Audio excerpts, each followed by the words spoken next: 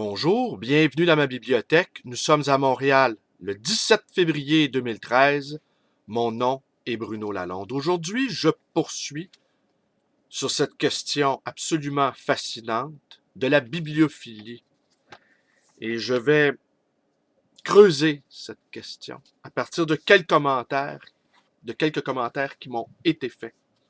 Alors, j'ai même établi un sommaire tellement j'ai de choses à vous dire. Il est possible que cette vidéo soit plus longue qu'à l'accoutumée. On verra bien.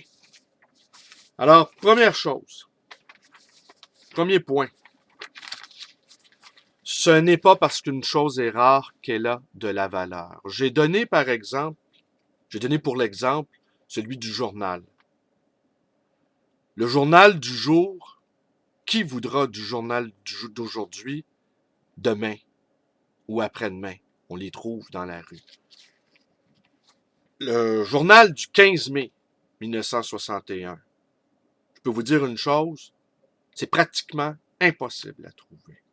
Et ce journal du 15 mai 1961 est franchement de peu d'intérêt, parce qu'il ne s'est rien passé, pratiquement, cette journée-là, d'important que l'histoire a retenu. Cependant, pour moi, cette journée du 15 mai 1961 a eu des conséquences absolument énormes. C'est le jour de ma naissance. Mais qui s'intéressera au journal du jour de ma naissance? À part ceux qui sont nés éventuellement un 15 mai. Personne. Pourtant, cela est extrêmement rare, mais n'a pas de valeur. Donc, ce n'est pas parce qu'une chose est rare qu'elle a de la valeur. Et je dirais même que du point de vue philosophique, nous sommes entrés dans une espèce de renversement des valeurs. Ainsi, ce qui n'a pas de prix n'a pas de valeur. L'eau, l'air, l'oxygène, tout ce qui existe sur Terre de précieux et de rare, notre propre vie, est considéré par beaucoup comme ayant peu de valeur ou éventuellement une valeur à exploiter. On aura compris que nous tous, les amoureux des livres, les amoureux de la pensée, n'appartenons pas à cette catégorie de gens. Et nous souffrons sans cesse dans notre esprit, dans notre corps, de voir les choses que nous aimons tant, de voir les êtres que nous chérissons être exposés à des calculs mesquins sans fin, à des organigrammes, à des graphiques qui n'ont précisément pas de cœur. Et nous sommes fatigués d'être considérés comme des statistiques. C'est pour cela que nous nous tournons vers la pensée, vers la musique, vers la philo. Nous nous tournons vers ce qui a de moins en moins de valeur, précisément dans ce monde tarifié. Alors donc, la question du journal entreposé, c'est une question très importante. Et une question qui est au cœur des préoccupations du libraire. La gestion de stock. Certaines librairies à Montréal fort populaires ont pour devise « Nous n'achetons seulement les livres que nous pouvons vendre dans la journée. » Vous vous rendez compte? Et c'est leur leitmotiv. Nous rachetons seulement des livres que nous pouvons revendre dans la même journée. C'est ainsi que dans ces librairies-là, qui sont très populaires et fort respectables de même, nous ne trouvons pas de livres anciens. Parce que le livre ancien est un objet très, très, très difficile à vendre. Pour toutes sortes de raisons. Je vais y revenir ici quand je vais vous parler de ce qu'était le projet de la grande bibliothèque de Lise Bissonnette. Je vais revenir sur Lise Bissonnette. Lise Bissonnette, une intellectuelle, une écrivaine, une penseur, une femme remarquable en tout point, et qui, dans la construction de la grande bibliothèque, il n'y a eu aucun coup de dépassement. C'est assez remarquable quand on y pense, Lise Bissonnette n'appartenant pas au monde des affaires, n'appartenant pas au monde du droit ni au monde du droit des affaires. Une femme intègre. On n'imagine pas un, un mafieux débarquant dans son bureau et tentant de la corrompre. Ces gens-là ont un flair très particulier. Ils savent qui est corruptible. Et on n'imagine pas cette lectrice chevronnée de George Sand se faire corrompre. On l'imagine plutôt regardant son interlocuteur droit dans les yeux. Ça devait être suffisant. Mais voyez, ce qui est assez étonnant, c'est que c'est tous nos ingénieurs, tous nos hommes, beaucoup de nos hommes d'affaires qui sont pris dans des scandales, de nos fonctionnaires, dis-je, qui sont pris dans des scandales de corruption, ils sont issus de nos meilleures institutions. Et la bonne opinion qu'ils ont d'eux-mêmes ne les empêche pas d'être corruptibles. Ce qui me fait dire, et ça vous me l'avez souvent entendu, et c'est d'une banalité, n'est-ce pas? Le poisson pourrit par la tête. Et nos élites font maintenant partie du problème. Nous avons des élites aveugles, inaptes, ignorent sur le plan de la culture et hautement corruptibles. Ah ben tenez, je vais vous parler tout de suite de Lise Bissonnette. Je vais vous raconter une anecdote sur Lise Bissonnette. En fait, qui n'est pas une anecdote, mais enfin, je vais vous raconter ce qui s'est passé avec Lise Bissonnette. Lise Bissonnette, vous le savez, a fait construire dans les plans. Elle y tenait beaucoup d'ailleurs. Même si cela suscitait beaucoup de scepticisme parmi les ingénieurs et les architectes qui ont conçu la grande bibliothèque, elle y tenait beaucoup et je vais vous dire les raisons pour lesquelles elle y tenait beaucoup et je vais vous dire également les raisons pour lesquelles nous, les membres de la confrérie de la librairie ancienne du Québec, sommes restés sceptiques face à ce projet, ce qui a passablement déçu Lise Bissonnette.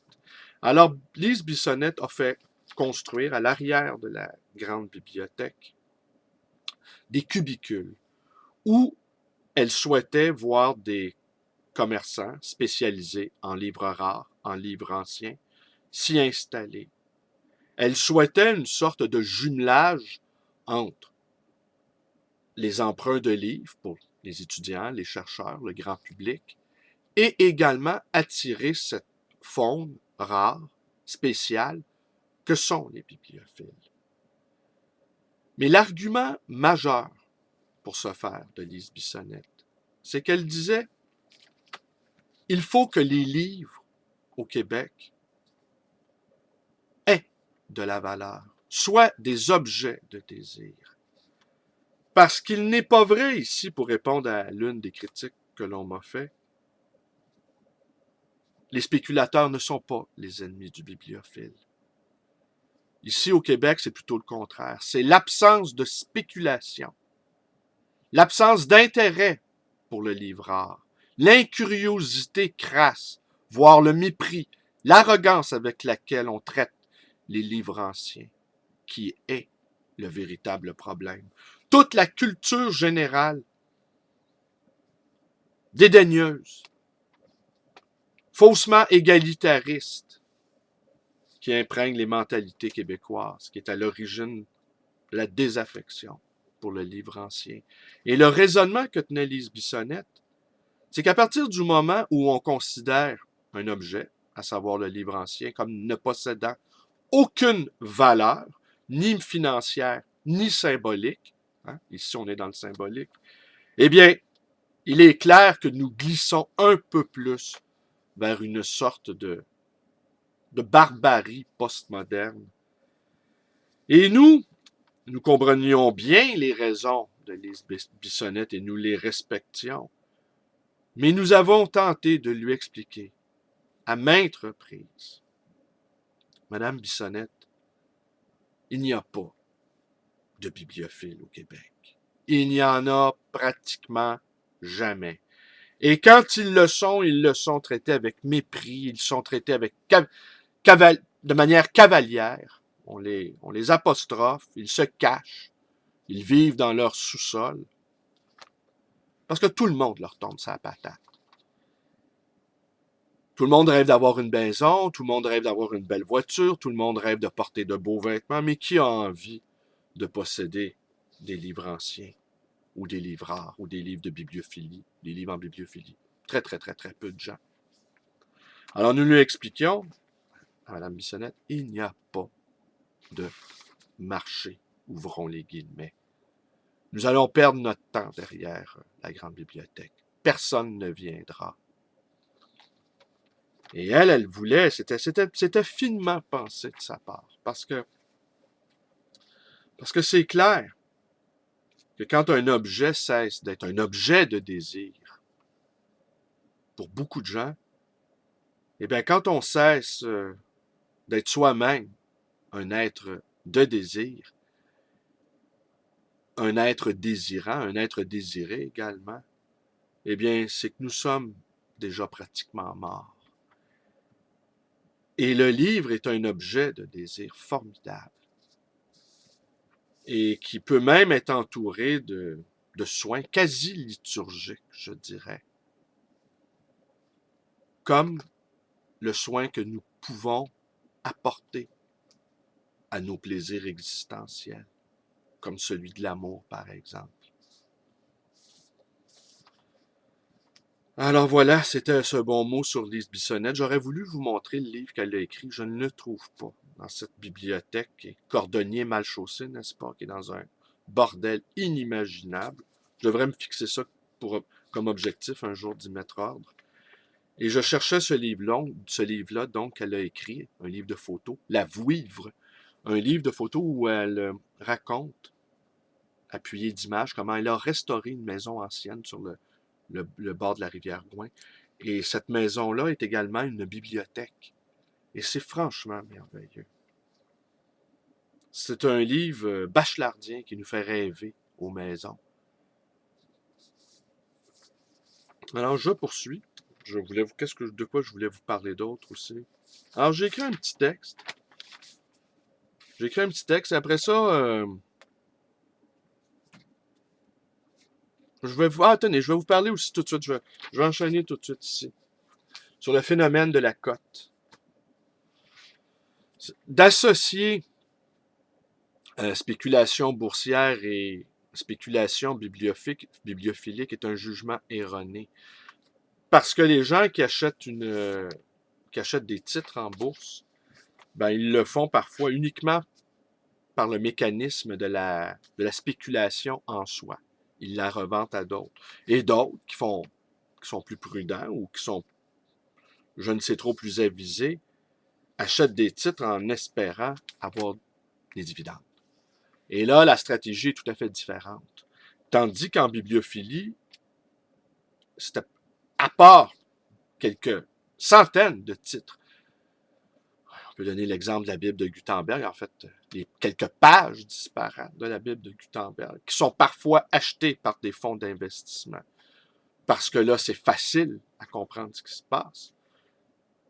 La quasi-totalité des livres ne peuvent être l'objet de spéculation. Et d'autant plus, ce qui est observable en ce moment, c'est que la cote des livres anciens est en chute libre. Pour la raison bien simple, c'est que les conditions culturelles ne sont tout simplement plus réunies pour pouvoir les apprécier à leur juste valeur. Les conditions culturelles sont également en voie de disparition. Et que par exemple, pour apprécier un livre du 17e siècle, vraiment l'apprécier à sa juste valeur, ben c'est simple, hein, il faut savoir lire le latin, entre autres. Et il y a de moins en moins de gens qui savent lire le latin. Alors, il est évident que ces vieux livres-là, qui ont plusieurs siècles, eh bien, on peut en trouver pour quelques centaines de dollars tout au plus, parfois même moins que ça. Une année, $1. Un livre de 3 siècles, n'est-ce pas? $250. Quel objet qu'on peut trouver ici, là, comme ça, qui a 3 siècles d'existence et qu'on peut trouver pour pas grand-chose? C'est pratiquement seulement que les livres. Vous ai-je parlé de la question de la gestion des stocks, justement? Parce que ça aussi, c'est une question. Oui, la gestion des stocks, oui, je vous en ai parlé. Mais je vous ai pas parlé de la complexité de, de conserver des livres anciens et des conditions d'entreposage, température, etc., degré d'humidité nécessaire pour ne pas que les cuirs s'effritent. Mais il y a autre chose aussi. Quoi conserver? Et ça, c'est une question qui est très importante en bibliophilie. Et la majorité des commerçants de livres anciens, ils sont condamnés à conserver, dans des conditions idéales, très, très, très longtemps des objets fragiles et qui sont en compétition eux-mêmes avec des objets dont l'obsolescence est programmée.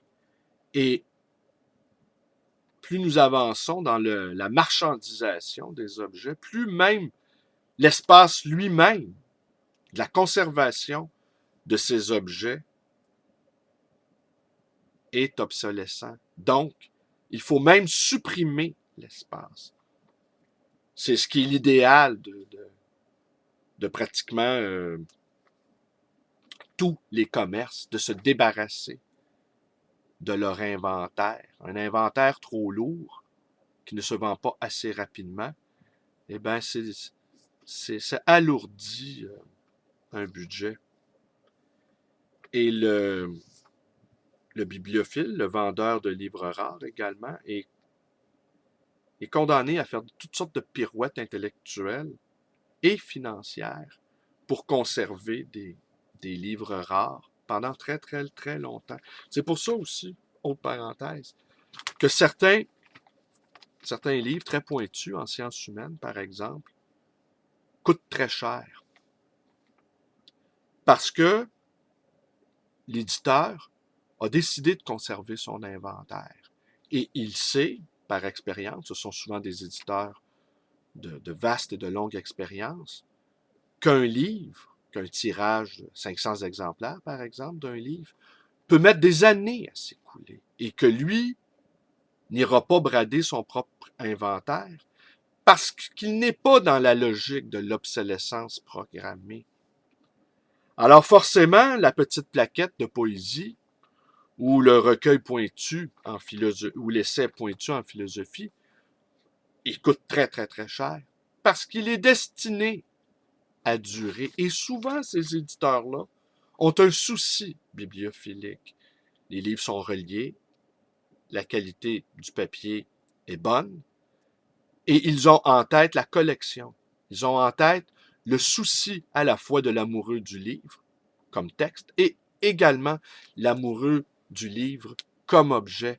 Alors, ils mettent un soin particulier à la mise en page, à la typographie, ne voulant pas, ne désirant pas que ces objets de désir soient obsolescents rapidement. Alors, je vais conclure ici par deux choses. Ça va être long, celle-là. Vous n'êtes pas obligé de m'écouter jusqu'au bout, hein? Ça va être une des plus longues que j'ai fait. Mais bon. Et puis, j'ai pas dit la moitié des choses que j'avais envie de vous dire, mais j'y reviendrai ultérieurement. Alors, je vais... Ah, tenez, on va encore enchaîner avec la perte de la culture, justement. Et je vais vous montrer un livre. Aventure littéraire. Des entretiens réunis par Jean-Jacques Lefrère et Michel Piersens. Michel Piersens, qui est un professeur à l'Université de Montréal en littérature, directeur de son département, si je ne m'abuse, est un très, très, très vieux client de ma librairie. Et je me permets de le dire ici, un homme tout à fait charmant, tout à fait remarquable, quant évidemment à l'érudition et à la personnalité, une personnalité chaleureuse, riche et chaleureuse. Et, je le dis ici, en toute bonhomie, c'est le seul universitaire que je connais qui fréquente ma librairie, et je suis libraire depuis près de 20 ans, qui est également un bibliophile. Et j'ai cru comprendre que la majorité de ses confrères le percevaient comme un personnage un peu farfelu. Parce qu'évidemment, ce sont des gens très sérieux qui travaillent les livres, hein, n'est-ce pas? Qui les torturent et qui n'ont pas ce rapport sensuel avec l'objet livre. Ce qui peut expliquer par ailleurs bien d'autres choses sur le plan politique. Alors, c'est quoi au juste? C'est une série d'entretiens, donc, avec des historiens, des bibliophiles, des collectionneurs, des écrivains, des poètes, publiés dans cette revue Histoire littéraire. Je n'ai pas eu la présence d'esprit de vous montrer un exemplaire de cette revue, parce que je suis le seul dépositaire de cette revue au Québec, imaginez donc, et qui est une revue à la fois de bibliophilie et d'études littéraires. Donc, Aventure littéraire, ce sont des entretiens avec des gens responsables de l'édition, avec des éditeurs, des collectionneurs, des marchands, des journalistes et quelques poètes aussi également. C'est extrêmement intéressant. Je vais vous lire donc un passage par Thierry Baudin. Thierry Baudin qui est un expert en autographe près la Cour d'appel de Paris et surtout expert de renommée internationale, dirige la librairie Les Autographes et organise de nombreuses ventes aux enchères. Il est le président de la Société des Amis de Balzac et de la maison de ce dernier et collabore au courrier balzacien. Alors, vous voyez, c'est un expert en autographe. Alors, ce qu'il dit ici, on lui pose la question. N'assiste pas actuellement à une réduction du nombre des collectionneurs privés. Oui, et surtout dans le milieu francophone. Mais il n'y a pas si longtemps que cela, il y avait Bradley Martin, un Américain qui avait rassemblé une magnifique collection de littérature française en édition originale, en manuscrit et en lettres autographes, collection qui a été vendue à Monaco. À l'heure actuelle, on n'a pas vraiment l'équivalent pour la littérature française moderne. Et cela peut-être parce que la littérature française n'a plus la même place qu'auparavant et que les gens ne parlent plus aussi bien le français qu'autrefois et s'y intéressent moins. C'était notamment pour les Américains des libraires qui étaient partis au moment des grands exils du 20e siècle avec une culture vraiment européenne, des gens cultivés qui avaient formé des collections. Il faut bien le dire que la culture est une chose qui est de moins en moins bien portée. On confond tout, surtout depuis un certain ministre de la Culture. Le marketing, la pop musique, le rap, le tag, etc. Les gens sont tellement abrutis par la télévision qu'on se demande même s'ils savent encore lire. De toute façon, la décadence de l'enseignement se vérifie tous les jours, avec les grands collectionneurs qui étaient le fond, le terreau sur lequel s'appuyaient les libraires.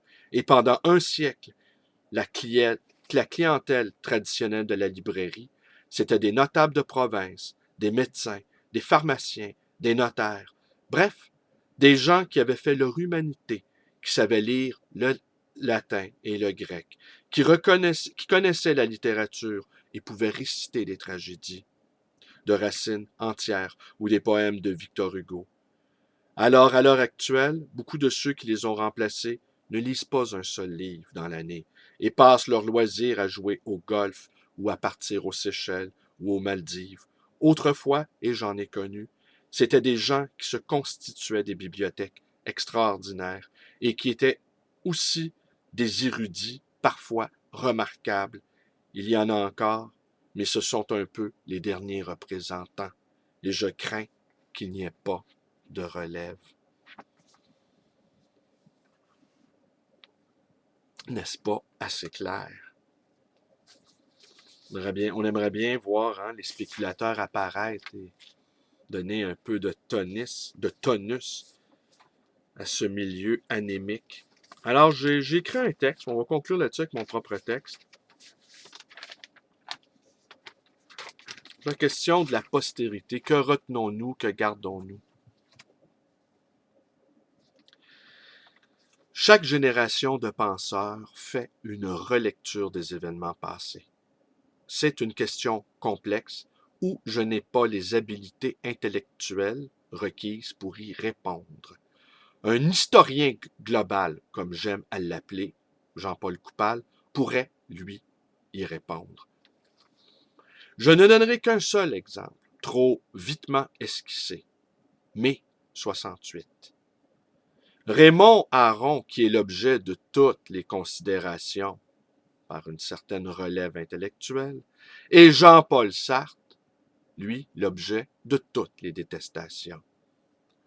La jeune génération de penseurs, qui voit en mai 68 une catastrophe, le début de la perte des valeurs, oh le mot, valeur, la marchandisation du corps féminin, l'éclatement de la famille, les drogues récréatives, la perte de culture, etc., etc.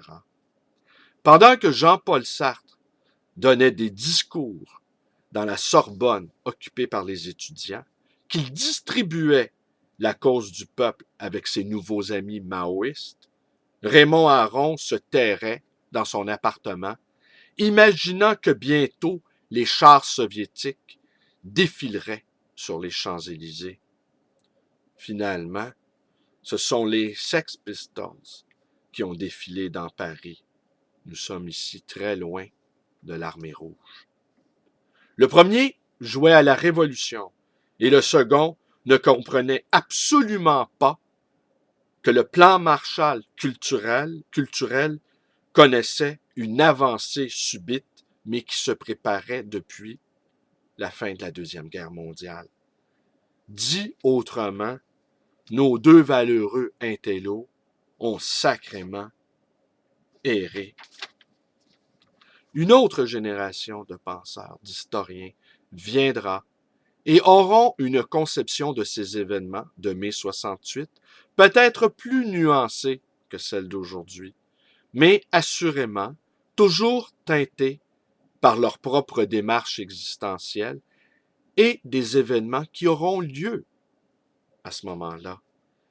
Imaginons un instant ce qui est hautement improbable, que la Révolution a finalement eu lieu. Et l'image de Sartre sur son tonneau à Billancourt s'avérera être tout à fait visionnaire. Revenons maintenant à cette question de la postérité, car le bibliophile se pose toujours cette question. Que conservons-nous des temps actuels? Qu'est-ce qui fait sens? Qu'est-ce qui fait signe aujourd'hui? Quels sont les auteurs qui réussiront à capter l'air du temps? Et à chaque génération, il y a un brassage de cartes. Des auteurs célébrés, nobilisés, tombent dans le purgatoire et n'y ressortent tout simplement jamais. Pourtant, ils étaient de fameux témoins de leur temps. Mais le regard sur ce temps, justement, n'est plus le nôtre, ne correspond pas à notre sensibilité d'aujourd'hui. Ici, les préoccupations de l'un ne correspondent en rien à nos propres préoccupations. La langue même utilisée, nous ne l'entendons plus. Et cet autre que personne n'a lu et qui a écrit sur la solitude dans les grandes villes, de son esprit ravagé, dans un lexique qui rejoint nos propres mots. Celui-là, nous le redécouvrons, même écrit il y a 70 ans, il est notre contemporain. Le bibliophile qui aime se projeter dans le futur se pose toujours la question suivante. Quel est mon contemporain de demain? Quel est celui parmi nous aujourd'hui, maintenant, offre au plus près des choses le regard le plus juste, le plus pénétrant sur la réalité d'aujourd'hui? Qui est parmi nous celui qui sera notre témoin aux humains de demain? Cette réalité est si difficile à saisir, presque toujours en mouvement, et que les mouvements souterrains, qui sont souvent les plus importants, échappent à notre entendement ordinaire. Le bibliophile construit son présent dans le futur avec des matériaux du passé. Il ne veut pas que sa bibliothèque soit un cimetière de sensibilités mortes, de mots qui ne vivent plus, et, hardi dans son imagination, il ne sera pas rassasié seulement par des auteurs qui seront des classiques, des immortels. Et bien voilà, je n'ai évidemment pas fait le tour de la question, j'y reviendrai sans doute. Alors c'est tout pour aujourd'hui. Mes vidéos vous plaisent, eh bien abonnez-vous à ma chaîne. Vous pouvez aller visiter ma page Facebook également. Vous pouvez devenir un ami. Vous pouvez me téléphoner à ma librairie 514-736-0999 et vous pouvez également me rendre visite à cette librairie d'occasion et d'ancien, le livre Voyageurs dans le très très beau quartier de Côte-des-Neiges à Montréal. Merci et bonne journée à tous.